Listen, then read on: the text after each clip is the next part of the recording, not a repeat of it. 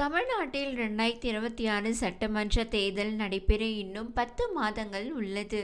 இதனால் தமிழக அரசியல் களம் சூடுபிடித்துள்ளது. தமிழகத்தில் முக்கிய பிரதான கட்சிகளாக இருக்கும் திமுக மற்றும் மதிமுக தனது தேர்தல் பணிகளை தொடங்கி தீவிரமாக செயல்படுத்தி வருகிறது. கடந்த சில மாதங்களுக்கு முன்பு அதிமுக தலைமையில் பாஜக மீண்டும் கூட்டணி அமைத்தது. இது குறித்து செய்தியாளர்களிடம் பேசிய அமித்ஷா, இது நிர்பந்தத்தினால் உண்டாக்கப்பட்ட கூட்டணி அல்ல. தமிழகத்தில் எடப்பாடி பழனிசாமி தலைமையிலான கூட்டணி தான் செயல்படும். திமுக அரசை வீட்டுக்கு அனுப்ப வேண்டும். மேலும் மதிமுக கட்சி தொடர்பான பிரச்சனைகளில் பாஜக ஒருபோதும் தலையிடாது. குறிப்பாக தேசிய ஜனநாயக கூட்டணியில் இன்னும் சில கட்சிகள் இணைய உள்ளதாக மத்திய உள்துறை அமைச்சர் அமித்ஷா தெரிவித்திருந்தார். மேலும் மதிமுக பொதுச் செயலாளர் எடப்பாடி பழனிசாமியும் பாஜக மாநில தலைவர் நயினா நாகேந்திரனும் தேசிய ஜனநாயக கூட்டணியில் இன்னும் சில கட்சிகள் இணைய உள்ளதாகவும் அதற்கான பேச்சுவார்த்தைகள் நடைபெற்று வருவதாகவும் கூறி வந்தனர். இந்த நிலையில் மத்திய உள்துறை அமைச்சர் அமித்ஷா நாளிதழுக்கு பேட்டியளித்திருந்தார்.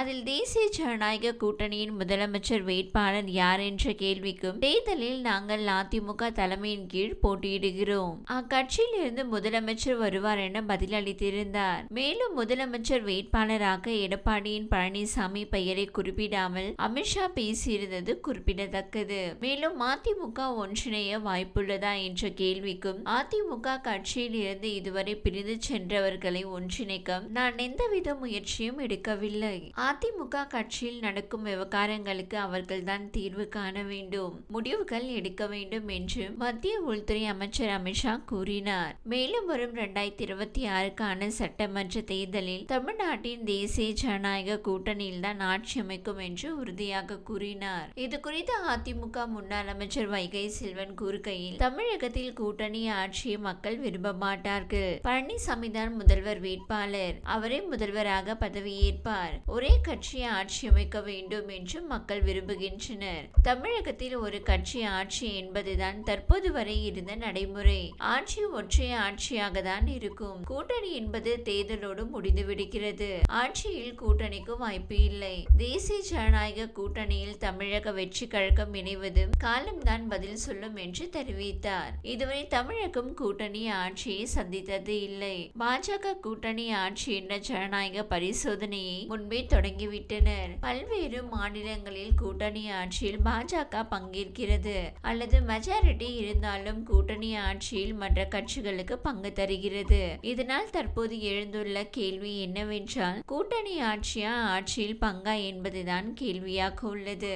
ஆட்சியில் பங்கு கொள்வதற்கு அதிமுகவும் தயாராக இல்லை, திமுகவும் தயாராக இல்லை. எனவே தமிழகத்தில் தனி ஆட்சியா அல்லது கூட்டணி ஆட்சியா என்பதை தேர்தலுக்கு முன்பே மக்களுக்கு தெரிவிக்க வேண்டும். தற்போது அமித்ஷாவின் கருத்தை பார்க்கும்போது 2026 சட்டமன்ற தேர்தலில் முதல்வர் வேட்பாளர் பழனிசாமி தான். அவர்தான் முதல்வரும் கூட.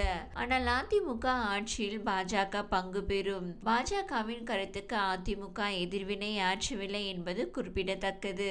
இது குறித்து பாஜக மூத்த தலைவர் தமிழிசை சவுந்தரராஜன் கூறுகையில், தமிழகத்தில் தேசிய ஜனநாயக கூட்டணி தான் ஆட்சி அமைக்கும். திமுக கூட்டணியில் காங்கிரஸ் சங்கம் வகிக்குமா என்ற சந்தேகம் உள்ளது. முதல்வர் வேட்பாளர் பழனிசாமி என்று அமித்ஷா அறிவிப்பதில் தயக்கம் ஏதும் இல்லை. அமித்ஷா அளித்த முதல் பேட்டியிலேயே மேடையில் பழனிசாமி இருந்தார். அமித்ஷா தெளிவாக கூறிவிட்ட நிலையில் மீண்டும் ஏன் குழப்பம் ஏற்படுகிறது? எனவே யாரும் குழப்பம் ஏற்படுத்த வேண்டாம். தேசிய ஜனநாயக கூட்டணியாக போட்டியிடுகிறோம், கூட்டணியாகவே வெற்றி பெறுவோம். பாஜகவில் உள்ள தலைவர்கள் உள்ளிட்டோர் எந்தவித குழப்பமும் இன்றி உள்ளனர். அதிமுக பாஜக கூட்டணியில் குழப்பத்தை ஏற்படுத்த வேண்டும் என்ற முனைப்பில் செயல்படுகின்றனர் என்று தெரிவித்தார்.